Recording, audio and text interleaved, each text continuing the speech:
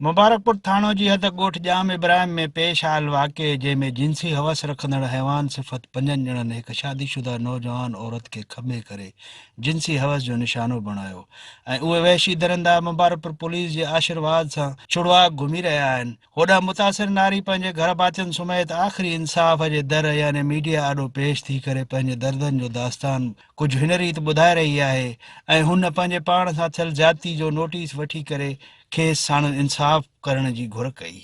वकील अब्दुल लतीफ़ अब्दुल नबी अकबर वाजिब जिन मां असां ज़्यादती कई आहे, मूंखे इंसाफ़ खपे। असांखे इंसाफ़ कोन थो मिले।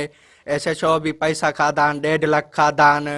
घर में भी पुलिस कोन थी गिरने, सिर्फ़ सुता पिया आहिनि। सुबुह सां बि वियासीं, सुता पिया घर 10 बजे तक सुता पिया।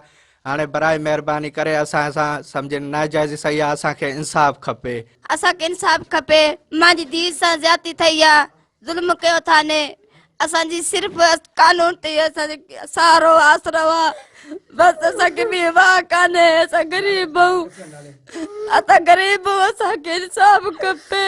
गुज़ारिश आहे त असांखे पंहिंजो हक़ ॾिनो वञे ऐं असां कल्ह SHO खे चयोसीं साईं पंहिंजूं ॿाहियूं ॿध उन पैसा खाधा आहिनि। राति हा न ॿाहियूं ॿधियूं अथसि, न तो एक्शन खणे न असां ग़रीबनि जी दां ॿुधे थो। ॾाढा माण्हू ॾाढा आहिनि पर ग़रीबनि जो केरु न आहे। कल्ह बि असां उन्हनि जे घर में वियासीं, SHO एक्शन खणे कोन पियो, ॿाहिरि मोटी वियो।